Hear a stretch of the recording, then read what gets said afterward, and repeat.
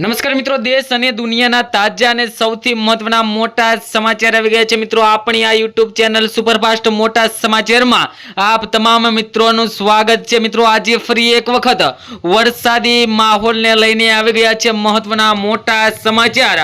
હવે મિત્રો ઉત્તર ગુજરાત અને સૌરાષ્ટ્રનો વારો આવી ચૂક્યો છે મિત્રો। અંબાલાલ પટેલે આગાહી કરી દીધી છે તે મુજબ વાત કરીએ તો મિત્રો આજે 24 તારીખે બપોર પછી મિત્રો 5 વાગ્યા પછી બોટાદ આજુબાજુના વિસ્તારોની અંદર મિત્રો બોટાદ ધંધુકા લીંબડી સુધી વરસાદ અતિશય ગરમી પ્રમાણે મિત્રો વરસાદ ચાલુ થઈ ગયો છે અને તે જ રીતના મિત્રો રાપર બાજુ પણ ભચાઉની આસપાસના વિસ્તારોમાં પણ આપણે જે આગાહી હતી તે મુજબ વરસાદ ચાલુ થઈ ગયો છે।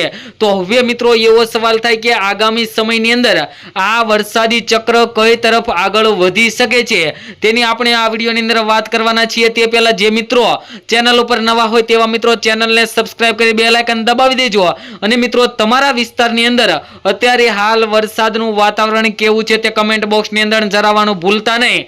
તો મિત્રો વાત ચાલુ કરીએ તો રાજ્યમાં છેલ્લા કેટલાક દિવસોથી વરસાદના બદલતા મોસમ વચ્ચે હવામાન નિષ્ણાત અંબાલાલ પટેલે વધુ એક મહત્વપૂર્ણ આગાહી કરી છે। તેમના જણાવ્યા મુજબ વાત કરીએ તો આગામી 48 કલાક દરમિયાન ગુજરાતના અનેક વિસ્તારોમાં વરસાદી માહોલ વધુ સક્રિય બનવાની શક્યતા જોવા મળી શકે છે મિત્રો। વિડીયોની અંદર તમે જોઈ શકો છો કે બોટાદ વિસ્તારની અંદર ધંધુકા પંથકમાં અત્યારે રાણપુર બરવાળા ધોલેરા બાંગા લીંબડી બાજુના વિસ્તારોમાં અત્યારે વરસાદ ચાલુ થઈ ગયો છે અને મિત્રો આગળ પણ હજુ વરસાદની આગાહી મુજબ જ મિત્રો વાત કરીએ તો બગોદરા બાજુ લીંબડી બાજુ પણ થોડો ધીમી ગતિએ મધ્યમ વરસાદ ચાલુ હોય તેવા પણ અત્યારે હાલ મોટા સમાચાર આવી ગયા છે। અંબાલાલ પટેલના જણાવ્યા મુજબ વાત કરીએ તો અત્યાર સુધી ઓછો વરસાદ નોંધાયેલ છે તેવા ઉત્તર ગુજરાત અને સૌરાષ્ટ્ર વિસ્તારમાં પણ સારા વરસાદની શક્યતાઓ જોવા મળી રહી છે। જ્યારે બોટાદ અને ભાવનગર વિસ્તારની અંદર ભારે વરસાદની જે સંભાવના વ્યક્ત કરવામાં આવી હતી તે મિત્રો સંભાવના અત્યારે ચાલુ જોવા મળી રહી છે અને સંભાવના સાચી પડતી હોય તેવું લાગી રહ્યું છે। કારણ કે મિત્રો અત્યારે બોટાદની આજુબાજુના વિસ્તારોની અંદર ભાવનગર સુધી વરસાદી ઝાપટા જોવા મળી રહ્યા છે મિત્રો બપોર પછીના સમયની અંદર। અને મિત્રો વાત કરીએ તો આમ જોઈએ તો રાજકોટ બાજુથી લઈને ગાંધીધામ મલિયા ભચાઉ અને રાપર વિસ્તારની અંદર આબ ફાટ્યા હોય તેવા સ્થિતિ જોવા મળી રહી છે। કારણ કે મિત્રો અત્યારે વરસાદી વાતાવરણ ખૂબ જ ભારે પ્રમાણની અંદર સક્રિય થઈ રહ્યું હોય તેવું મિત્રો લાગી રહ્યું છે જે તમે વિડીયોની અંદર જોઈ શકો છો મિત્રો। તેમજ મિત્રો આગળ હવે વાત કરીએ તે પહેલા ચેનલને સબસ્ક્રાઇબ કરી બેલ આઇકન દબાવવાનું ભૂલતા નહીં। અને મિત્રો વાત કરીએ શાળા કોલેજોમાં રજા જાહેર કરી દેવામાં આવી છે 24 તારીખ માટે અને અસલી ખતરો તો હજુ ટળ્યો નથી કારણ કે આ તો માત્ર શરૂઆત છે। અંબાલાલ પટેલે કીધું હતું કે 22 તારીખથી લઈને 28 તારીખ સુધી ગુજરાત રાજ્ય ઉપર જોવા મળશે ધોધમાર વરસાદનો રાઉન્ડ।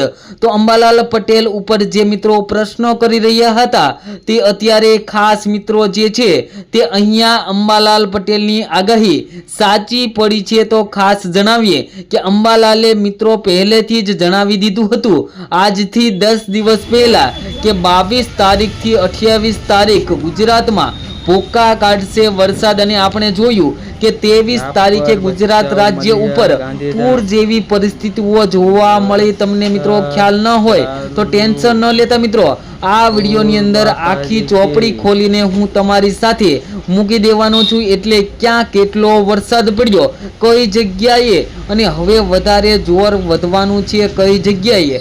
24 તારીખ અને શુક્રવાર વહેલી સવારથી 5 વાગ્યાથી જે રાઉન્ડ ચાલુ શરૂ થઈ ગયો છે અને જે હવે આગળના સમયની અંદર શરૂ થવાનો છે રાઉન્ડ તો એ કઈ જગ્યાએ છે એની અંદર તમારું ગામ આવે છે કે કેમ તે બધી જ માહિતી મિત્રો એકે એક નાની નાની માહિતી પણ તમને જણાવીશ આજના આ વિડીયોની અંદર જેથી કરીને તમારે બીજી કોઈ જગ્યાએ અન્ય જગ્યાએ ભટકવું ના પડે।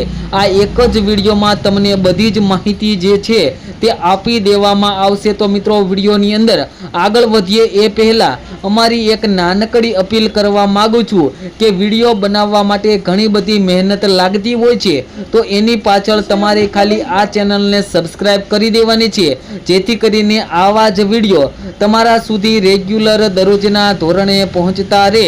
અને સૌથી પહેલા મિત્રો એક ડિસ્ક્લેમર આપી દઉં કે વિડીયોમાં જે પણ માહિતી આપવામાં આવે છે તે બધી વેધર મોડેલો, ડેટાઓ અને આંકડાઓને આધારે છે, જેની કોઈ પણ પ્રકારે પુષ્ટિ કરતા નથી અને વિડીયોમાં આપવામાં આવેલી તમામ માહિતી ગૂગલને આધીન હોય છે, જેની ખાસ નોંધ લેવી। અને મિત્રો તમે પણ અત્યારે કયા વિસ્તારમાં વરસાદી માહોલનો અનુભવ કરી રહ્યા